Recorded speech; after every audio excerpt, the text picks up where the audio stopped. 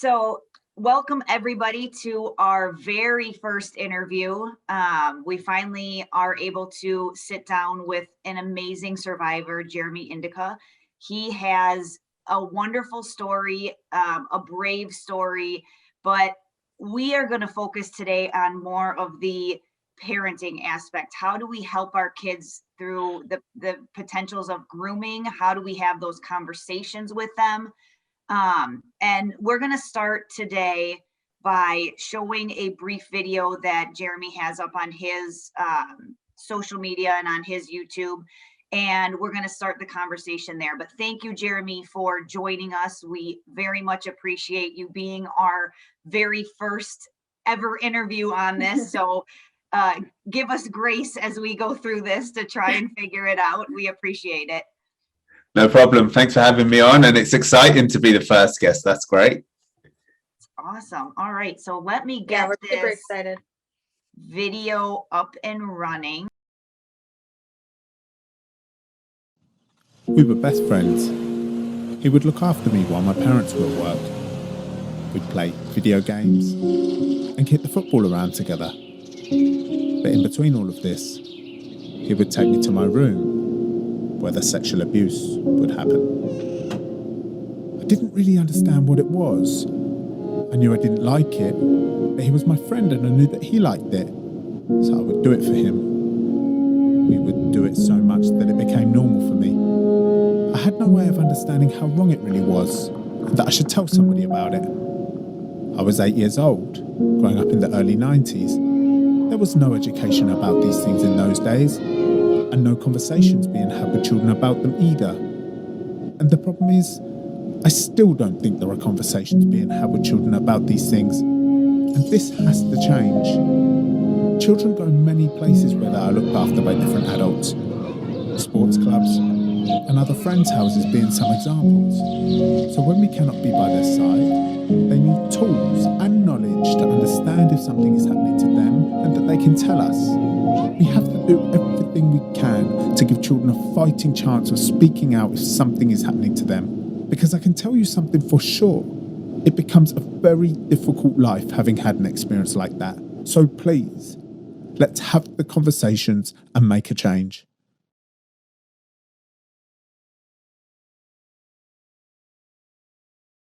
So I love this video because for me, I've always talked to my boys about this stuff. My degree is in biology, so it's always been like, it just is. It's just like your head is the same thing as a penis and it's the same thing as a boob. Like it just is. And so I've always talked about it, but I know so many other parents that get so uncomfortable with those things.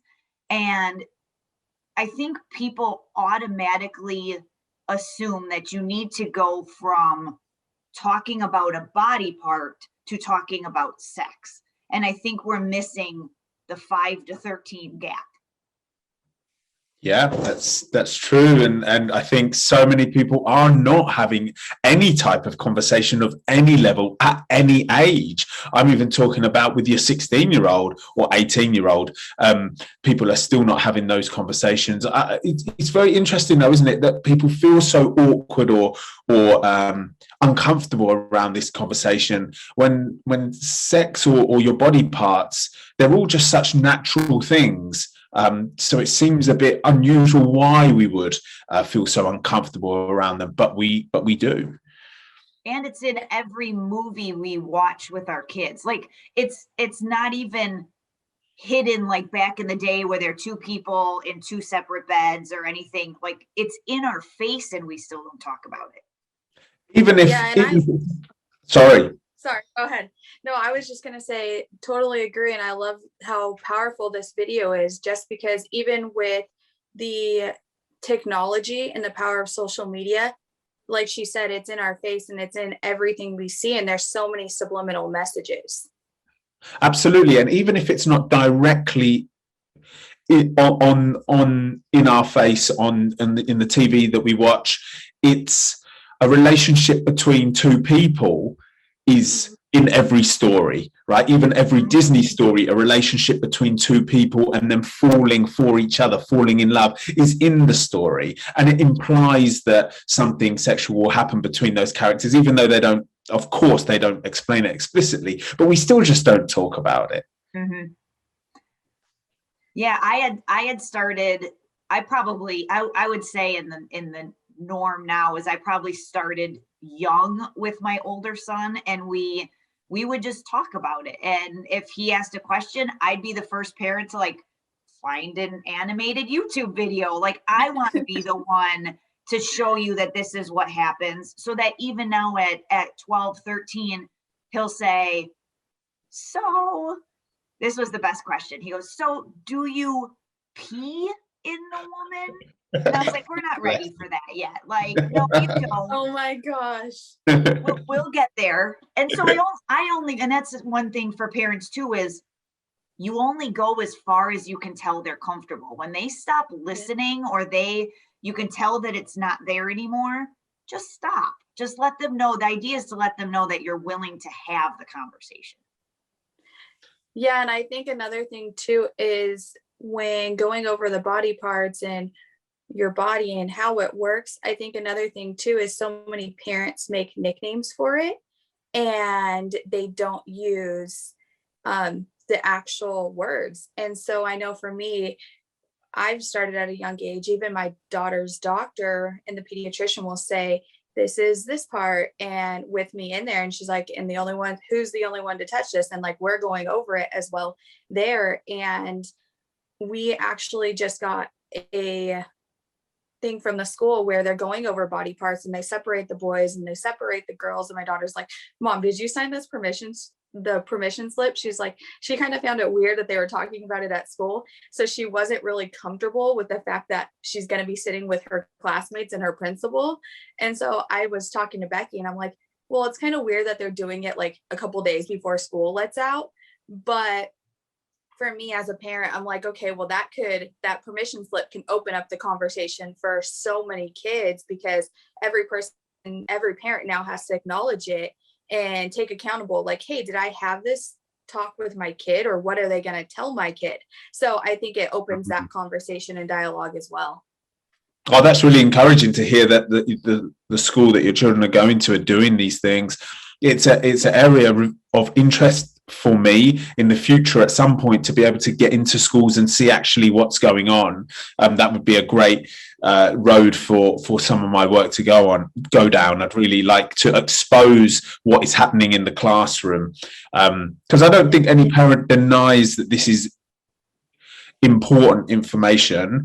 It's just they either don't want to do it, or they want it done a certain way. And yeah, I just think it's worth us talking more and more and more about it, and trying to find the best ways to talk about it, because you would talk to a 5-year-old completely different to a 13-year-old, of course. So it's like, we don't only need a method of teaching or conversating with children, we need many methods for every stage of their development. Completely agree. And I think another thing that I love, and I think is so inspiring that you're doing different than everybody else, is the fact that you have taken your story and your mindset. And one thing that really captured me about your story was one of your very first YouTube videos. And you're like, you didn't think of it as, you kind of put yourself in the abuser's position. And you're like, okay, even though we know this is wrong, why do we do it? Like, what was going through his mind? So I loved that video where you touched on that, and just even like our words and the Christmas story you shared and the example. So I love how you're relating your story and you're turning it into the illustration and animation for the children. Yeah, I think it's important that we do understand everything about this topic. It's not good enough just to be like, the people that are doing it are monsters and we hate them. That's not going to get us very far. We need to think this situation is so complex and so prevalent, and it's everywhere, that we need to address it but all sides of it. Why are people doing this? And why are children being successfully groomed so easily? All of these things need attention. And really quick, going off of that, can you break down what grooming is and kind of along the lines, a little bit touch on what happened to you and your story in grooming? And I know that we're going to refer to Emma's podcast and the Survivor series. If you want to know more about Jeremy's story, please visit, and we'll link the links below, but visit Emma's podcast for the Survivor series with Jeremy. Yeah, so grooming, the way I would explain grooming is when a child is groomed, they have been cleverly manipulated and influenced, and they are being controlled by the adult or the other person. They have been tricked, they have been fooled into doing whatever the desire of that, let's call it an adult for now, wants from them. It's very hard for people to get their head around how a child, a minor, could engage in sexual activity. But at the same time, we all know that children you can really tell a child something over time with a clever story and implement it over a long period of time, and the child starts believing what you tell them. And referring back to the Christmas video that I posted earlier in the year, that's a great example. You know, we tell the children this story of Father Christmas every year. It's so far from reality, but they believe it with all their heart. And I use that as an analogy just to try to explain to people that children's minds are so easily manipulated and molded. And that's what the grooming process is. It's where an adult has cleverly got control of the child. Now, in my situation, when I was being sexually abused as a child, I was around 8 years old, and I actually thought that this guy was my friend. I thought we had a friendship, and what we were doing was unique to our friendship, and that I mustn't tell anybody because it's a special thing. And for the most part, I was okay with what we were doing. There were many times when it got very uncomfortable for me and I wasn't sure. But because it was a secret and I wasn't speaking to anybody else about it, and I never knew the right from wrong in this area. For example, I didn't know what was allowed and what wasn't with your private area and with someone else's private area. So I was naive. You know, I was a naive child. I was an uneducated child. I had no knowledge. Therefore, how could I ever flag it up? You know, so he had me in his control. I don't actually remember the stages of how we got to the things that we were doing, but I would guess that it was just step by step. He would gradually get closer to me, a touch on the leg, maybe a longer cuddle, and then ask me things, say it would be cool if we did this, or you'd be really it would be fantastic, or you'd be such a good boy if you did this. You can see how this can happen. And that for me is grooming. Yeah, you are. You're an innocent and naive child, unless you've been educated.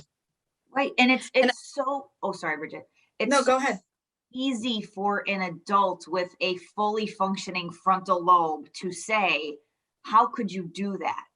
But we teach our kids not to do drugs because of peer pressure. We teach our kids not to go in the van with a stranger because of peer pressure. We teach our kids these things, and we leave this entire chunk out of things that could still happen to them because it's uncomfortable for us. But we make the assumption that, and this sounds meaner than I mean it to say, we make the assumption that kids are too dumb to know not to take drugs. Why can't we make the assumption that kids are too dumb to not know that someone shouldn't touch their privates, or that you shouldn't touch theirs?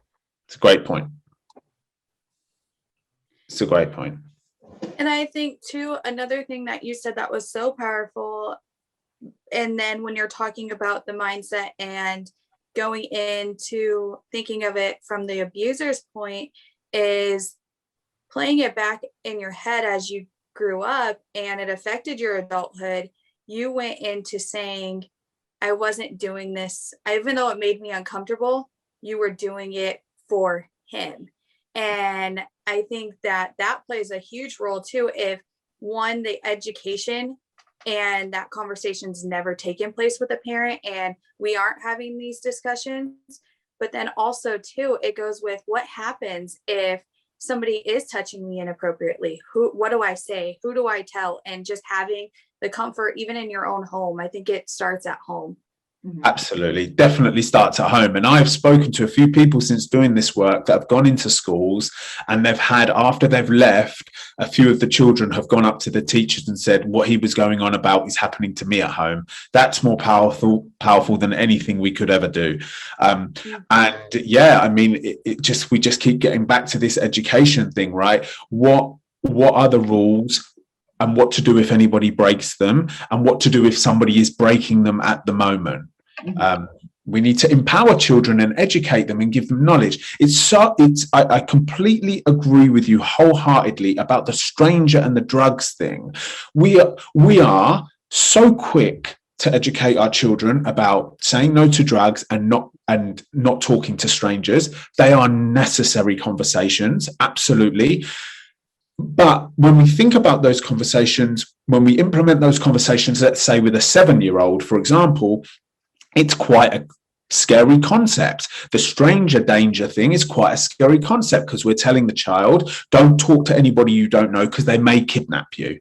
Right. Then let's say a 12-year-old, we start implementing this drugs conversation, and we say, don't take drugs because they may kill you.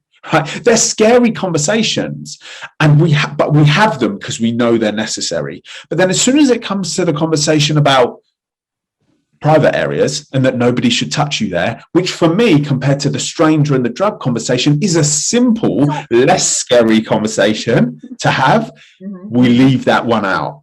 But it's equally as necessary. In fact, if you look at I'm sure if you were to look at the statistics on youngsters getting into drugs or kidnap of children, sexual abuse of children, the statistics are going to be way higher. So that would tell us it's the more important conversation to be having. Yeah, and I think even too with that is with sex trafficking and that whole global industry, it's not just happening in one state or one country. It's literally a global industry. It's $150 billion industry. And I know for us in Arizona I've seen it a little bit more from people I wouldn't expect to talk about it, which I'm so excited and loving that conversation's happening. Because so many people are afraid to talk about it, or like, oh, you're just a conspiracy theorist. And I hate that word. Yeah. And it's like, it's happening in your backyard, whether it's the church, the school, it's happening everywhere. And for us, when COVID happened and the world was shut down, Arizona, we were never really shut down. So we're so close to all of the major highways that we were getting there was kids getting taken from the major malls and the grocery store, our major Costco here. And literally the parents would be pushing the baby. And I know Costco 20 minutes up the street where a mom had to call the police and the Costco employee to walk her out because literally tried to snatch the baby from the grocery cart as the parents were going to grab their groceries.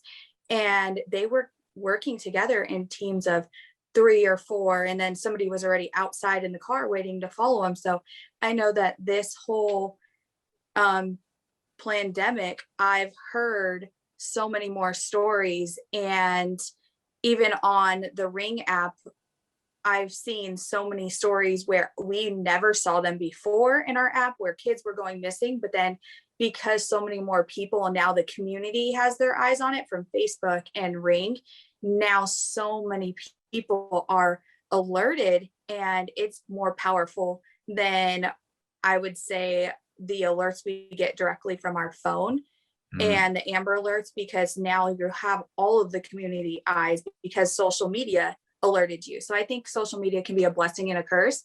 It's just how you're using it, and if you're using it in the right manner. Yeah, absolutely. And I actually repeat a lot, like, what is the power of just keeping an eye on everybody else? Like, I was at a restaurant here and with my younger son and my husband, and I was just watching a little boy. His mom went into the bathroom. He was like 10 or 11. So at that age where you can't really go in with mom. And she said, you go into the bathroom, I'll go in the bathroom and I'll meet you out right here. But that spot right by the bathroom was probably 6 feet from the door. And I said, at any point, someone could have grabbed that kid and walked out the door before the mom was even done going to the bathroom. So and just like talking about it gives me chills because it's like, it could really happen. And so I was just watching him, and my younger son was like, why are you staring at that kid? And I said, I'm not staring at that kid. I'm watching him. In case something happens, I can go follow him. And I said, and it's important for all parents to just keep an eye out for the mom with 3 little kids, for the couple of teenagers that are alone at the mall, for who it takes no time for you just to keep an eye out for other people and for other humanity, just to make sure that something bad doesn't happen and not to ignore when it does. I absolutely agree with you. Why? This is everybody's problem. Yeah, this is everybody's situation. This is everybody's concern. Just because just because you may not know anybody at the moment that it has happened to, I'm talking about any neglect to children, any wrongdoing to children. It's everybody's concern for us to look after each other when it comes to children, because first of all, they can't look after themselves because they're not of that age yet. So yeah, this is a great point. Just have a little look over when you see a child on their own and the mother's caring for the other children and she's busy, and let's just help each other a little bit. I've written quite a few posts about trying to express that, about like, come on, this is not just the people who it's happened to problem. This is like everybody's problem. It's right around the corner from you. It's one of the one things, child neglect, child abuse is one of the one things that has no prejudice. It doesn't care about your wealth, your social status, your race, your religion, your beliefs. It doesn't care for that. It's neutral. It's going for any opportunity that it can. Mm-hmm. Yeah, and I think another thing too that you touched on, and I know that hit home for me when watching your videos, and I went through all your YouTube videos, and I was like, just because I love what you're doing and how inspiring it is, just how you've taken your story and the content of now, how can I educate people? So I know that one thing that hit home for me personally was the power of storytelling and the techniques, and how easily the children can be manipulated. And don't wait to have this conversation till it's at your front door. I think it's the prevention and education of it, and fear was a big one that hit. So I know from when listening, it was the things that we shouldn't do. And then listening to that story was like, hey, when it comes to Christmas, like, we have like the different little traditions, but we grew up knowing that. And then just like the stories, the whole elf story and the elf on the shelf and just different little things. And so as a parent, even taking accountability and saying, hey, I do that. Okay, so even though I'm doing it for the kid and like something that they'll love in a tradition, but at the same time, it's like, okay, what does that do to their mind? Or how some parents are using it against the kid and manipulating it. So then it just makes you think, like, in other households, what's normal in mine isn't normal in yours.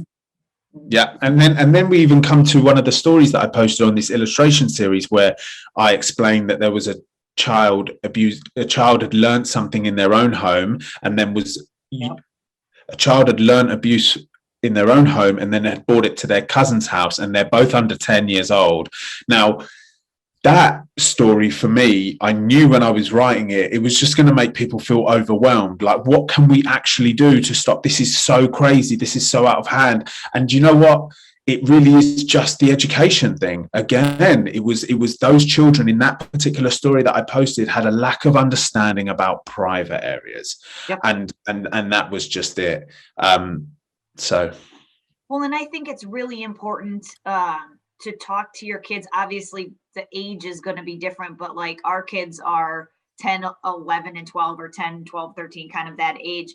And to talk to them about also being aware of what their friends are doing and being the lookout for them and knowing those sorts of things. Do you have any thoughts, like for parents or for the older kids, what sorts of things should they be looking out for kids that may be getting abused or in the process of grooming? Do you know, is there anything that they should be looking out for, or just having conversations, or what do you think? It's a difficult question, because when I think to my situation, when the abuse finished when I was 9, it had been going on for 2 years, and I just returned to the boy that I was before. And I can confirm that. Let me just backtrack a little bit. I returned to the boy that I was before, who was very social, very energetic, very outgoing, very friendly, achieving at school. And I'd return to that boy. And what's really interesting is I'd now go and speak to people who were in my life in those years, adults, parents of my friends, and say, now that you know what happened and you look back, could you now connect the dots? And they're like, no. Wow. Because there was a very powerful metaphor that I got told, and that was a large percentage of children that have traumatic or horrific experiences, they are too young to understand or make sense of them. So they box them up, lock the box, and put it to the back of their mind. And what will happen is, as they grow of a certain maturity and they're ready to start dealing with it, your brain will automatically bring the box to the front and start opening it a little and releasing those memories, because now you can deal with them, because they can't not be dealt with. They can't be unsolved. So a lot of children, this is happening to, and they're not talking about it till 20 years later, and nobody ever knew, right? There's some great statistics to show how long it's taking women and men to speak out about the traumatic sexual abuse that they went through. It's 25 years approximately. So that also then can become scary to a parent, because they're like, well, then I would never know. And I'm like, well, yeah, there are chances that you would never know. So put the precautions in place, please. Yes. Right? Yes. Now, to try to answer your question, I mean, if children are behaving erratically, if children are expressing sentences that you think are a bit odd or unusual, if their character is changing dramatically from day to day, then it's possible that you need to engage with the child and find out what's going on behind the scenes. But we should be doing that anyway, you know? That's what we should be aiming for anyway, as bringing up young children. So what I'm trying to do at the moment, though, is, we know that these conversations are uncomfortable. We know that a lot of the time they're not being had, and I don't think that's going to change in an instant, but I'm trying to think of better ways to encourage that conversation. But to take it a step further, can there be content created that children would watch, that parents would be okay with their children to watch? Let's take 8-year-olds, but even more so, let's take 13-year-olds or 15-year-olds. Let's do it in a way that actually grips them. It's not like some educational video that they're being forced to watch, you know? Or I don't want that, because that's not engaging. No child, no human ever learn without wanting to learn that particular thing. When you're forced to learn something, you don't really learn. When you're engaged or you're interested and you want to know more, you learn very quickly, right? So why can't we create these short films or these short videos or these memes? Why can't we create stuff that goes viral, that kids are like, whoa, did you see that? Oh my God, can't wait for the next episode. But within that storyline is wrapped up abuse, neglect, relationship issues, dealing with sex as a young adult, all of those things. I just think we should be cleverer about what we're doing. I love that. And of course, as someone who designs for a living, my brain's going like, but we could do this and well, we could do this. So I love that you're thinking that way, because like you said, there's there's things that you talk to a 5-year-old about where it's just body knowledge and this is what it is. And there's things that you talk to a 14-year-old about that's body positivity. And so that you don't need to go outside to get what you should be getting here. And I think so many parents, even a lot of times myself included, forget what it's like to be 13, 14, 15. Like there's a reason people don't want to remember that age because it's not fun. And but we still have to get to our kids. We still have all those things still happen. And that's why I absolutely loved your series, the 5-part series, because it was so thought-provoking on one sense as a parent. How do I talk to my kids about this? The cousins, the porn, things like that. But then the idea of the one where he had thoughts about sleeping with children, but he wants to go to be a doctor. So should he even deal with it? And it's like, no, mental health. We've got to help mental health regardless. And I think some of the biggest stuff that I've seen is, are we believing kids that come and say things have happened to them? Or are we saying, oh, that didn't happen. Mr. So-and-so wouldn't do that. Uncle John wouldn't do that. Blah, blah. We need to also be believing these kids, because if these kids are bringing this up, they're not making it up. And on the off chance that they might be, you still need to believe them until you prove that they aren't. Yeah. And I think one thing that you touched on too was just now was listening. Listen to understand versus listen to respond. There's so many children and so many people in general that just want to be heard.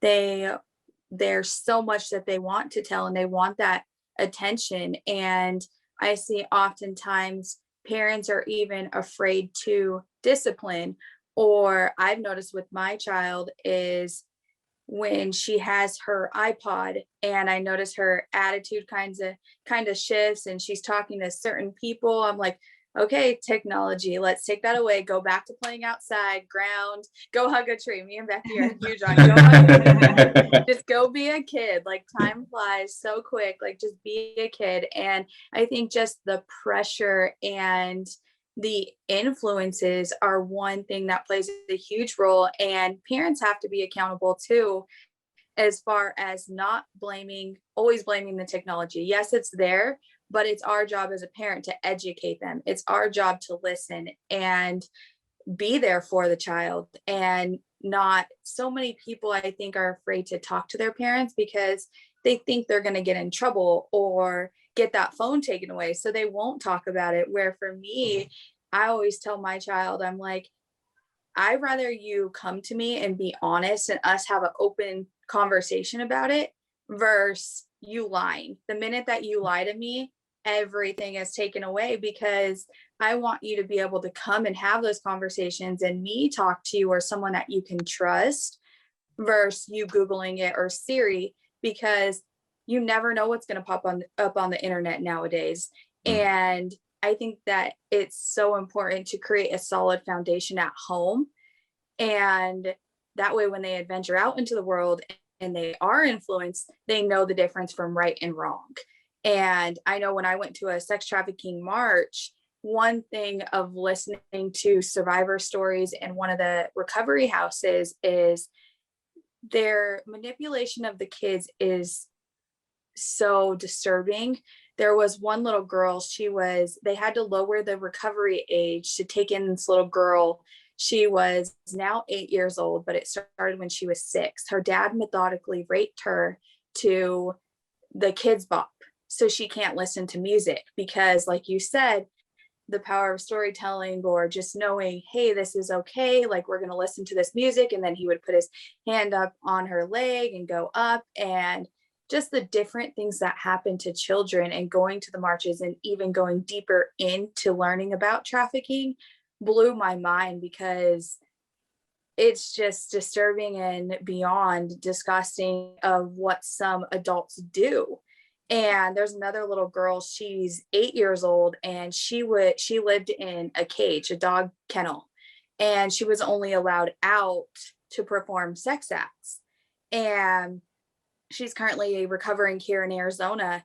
But she would have to eat out of a dog bowl and drink out of a dog bowl. So when it came around the holiday time, they had to literally reprogramming of the kid's brain of what is okay and how it affected the whole house, because they can't listen to certain music or certain tones because how they were manipulated as children, and how now that they're older, it's affecting them.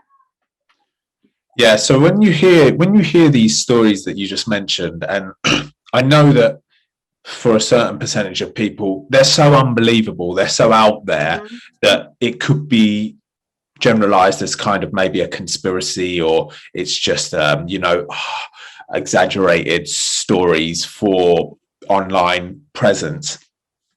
I think the more people that come out and speak about this, the more it slaps society with reality in the face, right? So the more people that start speaking, the more undeniable it will become. People can't say, this is just a conspiracy, this is that, because people are actually speaking about their experiences. And why would you would never really make those things up, right? So Yeah. I'm really pleased with the internet, and the birth of the internet and social media. Like you said a little earlier, there's a gift and a curse to social media, but let's just take the gift, and that is that it just gives everybody a voice, and they can have a voice today. They don't need to get selected to have a voice. They don't need to make any competition to get audition or anything like that. They can just put their stuff online. It's a brilliant thing. And I think if you are a survivor of anything horrific when you're a child, when you see somebody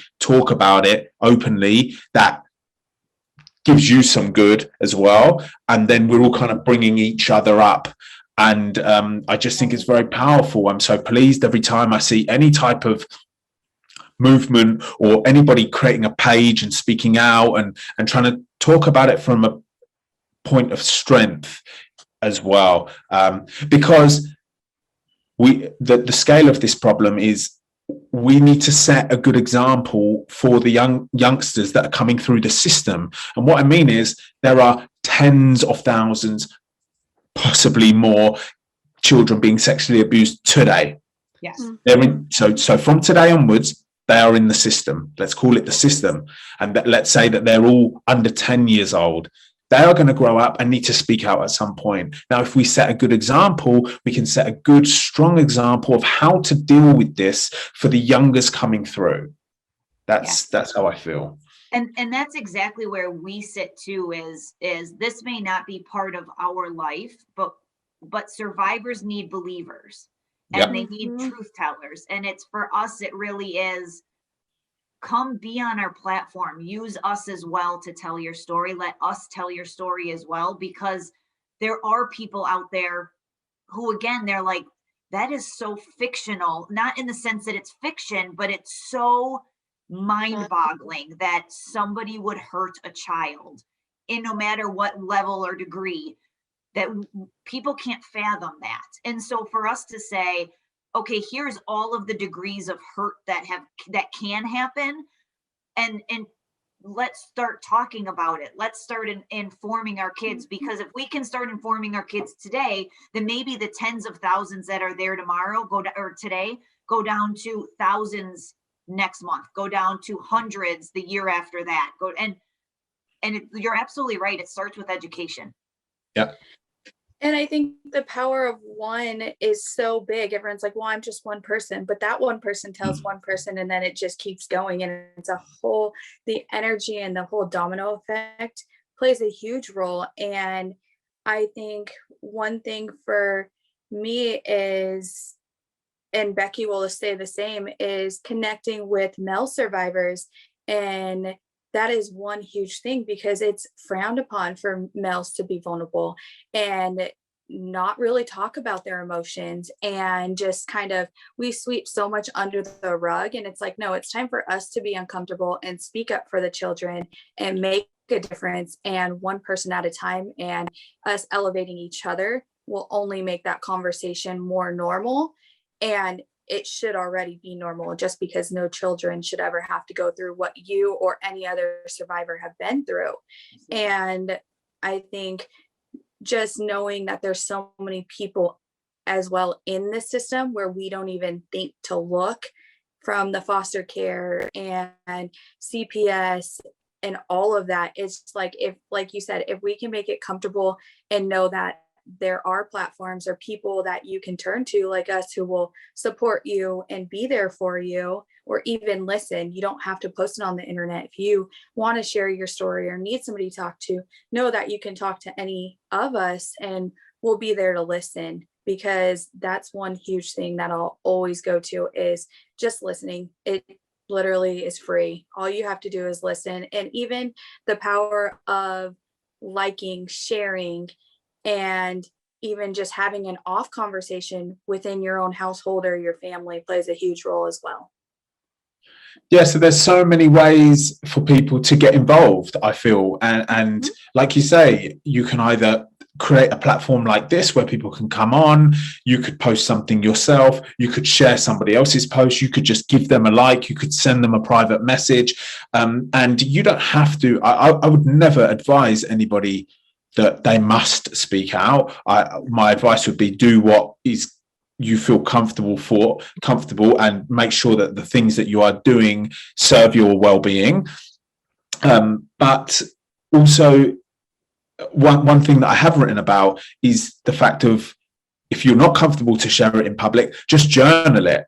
Yeah. You know, there's an option for you as well. Write it down so that when you read it back to yourself, it makes you feel strong. Yes. That, for me, that is a fantastic thing to do, because it will encourage you with your own story, and it will help you to detail your story in as much depth as you want and read it back to yourself so you make it feel strong, so that you kind of start owning it. It's very, very interesting, actually, that we feel almost embarrassed to talk about sexual abuse, an experience of sexual abuse as a child. And I think that embarrassment could come from the fact that you were fooled into doing something, the fact that at the time you participated, in inverted commas, the fact that at the time possibly you found some comfort in it, or let's say you were aware of what was happening and you didn't like it, but you still went along with it, or you allowed it to happen in some way. And there could be a level of embarrassment there. I know the word people like to use is shame, but I feel that's not very relatable to somebody that hasn't been through the experience. I feel embarrassment is a better word, and especially coming from a male who's engaged with another male from an age where it's just so horrific. Yeah, there is an embarrassment that I was involved in that situation. But what I've got to keep reminding myself is that was 8-year-old Jeremy. Yes. Yes. Yeah, I'm 35-year-old Jeremy now. Yes. That was somebody completely different. And what happened to him was unfortunate. It's so sad, but he didn't know any better, and he got caught up in the situation. We're out of that now. That's over. That's finished. Now it's all about what we're going to do with the situation. Right. And I really want to try my best to speak about it from this angle and just show who I can that actually this is a to speak of an experience of child sexual abuse is pure strength, and Yes. is one of the most manly things that you can do, right? It's one of the most manly things that you can do. It doesn't attack your manliness or your masculinity. In fact, it makes you a strong man standing up in the face of this situation. And Absolutely. I think even speaking out at this time with it so relevant and in the spotlight, it might not be on mainstream media as much, but just the power of the internet, I'm going to think that because we've connected with people all over the world, we've connected with you and so many others from the UK. And I think the courageousness of you guys is so inspiring, and the survivors, and coming to the spotlight and saying, hey, no, enough is enough. And you guys uniting, and activists and everyone uniting together and saying, okay, we're done. And we need to protect the children and the innocence of them. And survivors who haven't spoke out, you start to see more speaking out, because there's so many stories out there now that the blame of, and the mindset of them blaming themselves of, okay, well, this is why it happened, and just the guilt and the embarrassment. It's like, no, you were a child, you didn't ask for this, you were naive, it just happened, and it's not okay. And I think that that plays a huge role in today of just knowing the difference of right and wrong, and having that conversation and education to prevent something like that in the future. Yeah, Absolutely. we have to remember that we're taking our adult self and ascribing adult emotions and feelings and knowledge to a child's world. We're taking logic and putting it over the top of emotion, and you just can't. They're two very different things. And you can and probably will be, just because it's part of your history, embarrassed, shameful about it, but that is your adult self saying that was shameful and embarrassing. But your 8-year-old self thought it was okay at a level, thought that, well, we're friends, this is what we do, this is how it works, I still want to be his friend, so to be his friend I have to do these things. And as adults we do that. What do we not say in a conversation so we can stay friends with the person that you may or may not really kind of like? What do we not post so that that person won't be offended? We do it all the time, but we're going to ascribe adult emotions to an 8-year-old and say that that's wrong, when as a 41-year-old I do it even today. Yeah, really interesting. In your work situations with your boss, you know, you're going along with many things. It's just this one happens to be very different. And when I talk about it, sometimes if I do feel that little embarrassment or discomfort come through, I always sometimes remind myself or think about that 8-year-old boy, pretend he's looking at me, and he would be sad to see me upset or embarrassed about it. If I'm talking about it from a strong point of view, he'd be like, yeah, go get it, you know, because that's what he wants. You'd be so proud that you were standing up here saying no more 8-year-olds need to go through this because of what you did. Heck yeah. That's it. So let me run a little idea past you. So I'll try to articulate on the fly. I've kind of got it a little bit in my mind. So I have got an idea for a short film, and this is with reference to the conversations with parents and their children. So I have an idea for a short film that if I can get somebody to buy into it, I possibly will crowdfund for it, which is super exciting, right? So the idea is, the essence of the film would be to demonstrate and explain to parents that the consequence of not having that conversation when your child is young, that uncomfortable conversation, could be that in 20 years time they come and sit you at the table and say that they were being molested in your house upstairs when you were cooking the dinner downstairs, something like that. It was under your nose. Okay, so you avoid the avoidance of that conversation when they're young because it's uncomfortable. Well, the conversation that you possibly would have in 20 years time when your daughter or son comes to you and tells them it happened, you would look back at that conversation and be like, oh my God, it feels so small now. It doesn't feel uncomfortable because the conversation I'm having right now is a million times worse, and I will never get over this, and it has ripped my life apart, and now I just wish I had that conversation, because that conversation was just a conversation. That gives me chills, even you talking about it, because the idea of seeing it from the mom's perspective and hearing a podcast and, oh, I have to go talk to my kid about that, and then not doing it. And then the next year, oh, I have to go talk to my kid about it. Oh, we didn't. Oh, and you just see the times that could have been that conversation that never were that conversation, while the kid's life is living this way, and then it meets together as, oh, I had 10 times I could have had that conversation and I never did because I was embarrassed or I was busy or whatever, and I should have. And it would have prevented this. Okay, that's amazing. That's great. That's great. And another thing too, going off of that, is looking at it, because for me, I play both roles, from the mother side and the father side. So I play the super mom. But so for me, listening to even that is, I have to think of it as mother and father. So Mm. looking at it too, with even you being a survivor, and I'm going to hold back my tears because I'm like, but looking at it from that point of view is, you as a survivor and then growing up and then say you become a father.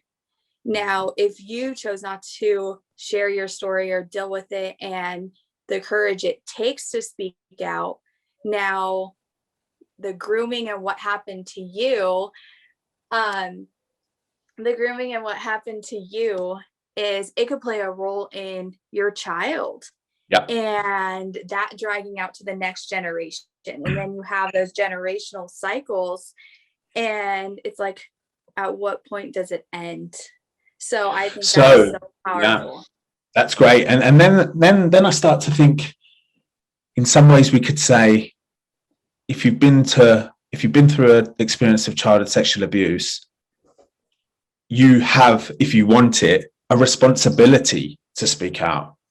Now, if you start thinking about that, then some people are like, oh no, that's putting so much on a survivor's shoulders. Well, they can deal, they're strong enough to deal with that. First of all, they've been through a lot. And second, maybe that feeling of responsibility that you have to learn from your story or share your story, learn from your story and make sure it doesn't happen to the next generation in your family, or speak your story. That kind of responsibility gives what you went through some meaning, Right. you know? And it's like, okay, what happened was terrible, what happened was horrific, but you know what? There's some good to be squeezed out of it. Mhm. And Yeah. I just think that's a nice angle on it. I love that angle, because you go through, like, you were put here, now God, universe, whatever you want to call it, you were put here to go through something to get something out of it. Mm-hmm. And I love that idea that nobody wants you to go through that as a child. You should never have to go through that as a child. But that may be your story to then stop it in the future. You know what I mean? And again, I would never, you're right. It can be your responsibility. I like the way that you said that. You can choose that to be your story, that to be your responsibility. No one's forcing you to do that. So I love that concept. I think it's fantastic. And I think that you can learn from every situation that you've been through in life. I know anything hard that I've ever been through, even though it's hard, a hard pill to swallow and it's tough and it's painful, I've always used it as I've never regretted it. Yep. And I don't have regrets in life. I use it as a lesson. Okay, I learned from this mistake, or I did that, but it also made me grow. It made me the woman I am today. Now, how can I inspire and create to make myself not only a better mom, a better parent, and better myself as a woman, as well as the next generation, or even my family members or my nieces and my nephews, and just playing that positive role in somebody else's life. And one thing that I love to do is be very active in my own community. And I will always give back to what's not trending and what's not popular. So I will always, my big thing is the community. And so many people think that the homeless are just drug dealers, or they're there for a reason. And the survivors, or if they've gone through something traumatic, they thought that, oh, well, you grew up in a bad house, or your parents did this, your parents did that. And it's like, no, like, you'd be surprised the stories. So for me, I'm huge on the community engagement and going and getting involved in my own community. So if you're in Arizona, you want to go feed the homeless, or whether it's picking up trash, doing something, it's the small things to me that matter. And even if it's not trending and you don't have to post it on social media, just being there for somebody else and putting yourself in somebody else's situation because it could happen to you. You never know when you hit rock bottom and you want somebody else to lean a shoulder on. So that's one thing, is the gift of giving and acts of kindness, and just being there for not only the community, but like your family and friends as well. I found that actually, since doing this work now, I've been doing it for 2.5 years, and I've actually started getting connections as I've gone along, and it does start to feel like a community. Like there's a couple of guys in the UK who are now creating content around their story and kind of trying to create short films and everything. And I've been connected with them for the last year, and we're exchanging ideas and we're seeing what's working. We're sending ideas to each other to see what works and what doesn't. And it's kind of like we're creating this community, and it's a really good feeling. Community does feel good. Yep. Mm-hmm. Yep. And I want to connect you with one of the UK survivors, and she's so inspiring and great energy, but she's also doing what you're doing, and a huge voice for the voiceless. And I don't know if you've heard of her story, but Samantha Brown, and her doing the education in the classrooms and all her charity work. So if you're not already connected with her, definitely would love to connect you, because she's already doing a lot of that in the schools. Yeah, so I met her about 1.5 years ago, so we've been in contact. So so I've done a project with her. I did a project with her in 2019 in August. So I know her, and I've been following her, and she's making great moves. There's another guy called Ryan Gadsby. He's only 19 years old, and he is doing some excellent things. He's got some great skills with the video editing. So he's pumping out content now, and he's only a young lad, you know. So it's like when you hear stories about that, it's like optimism, you know? Well, and how wonderful is it to see someone who's 19, who's gone through it, already talking about it? Because that, to me, that means that, not that it'll ever go away, but if you can start opening that box and unpackaging it and getting out, now you have how many years that you have accepted and learned and moved on, instead of, like you said, 20 years from now, it popping back out. You think how many people of that age, his age group, he will inspire as he grows, as his page grows, because I know he's studying on the side as well. So he's trying to juggle all his time. But as he makes more content and his page grows, he's got the opportunity to show the youngsters, early 20s, late teens, that it's okay, you know, because most of the guys that are doing anything in the public eye, they're all in their 30s and above. You know? And so I think that's powerful. I know that we haven't connected with him personally, but we follow him, and I know Emma has, and her survivor stories, and we love the content he's putting out. And like you said, everyone that you just named, we're in that same community. So it's great. It's great. And I know that all of us said that we are so excited to go to the UK and visit you all. So we're excited for that. And I know we want to be respectful of your time. And this won't be the last conversation.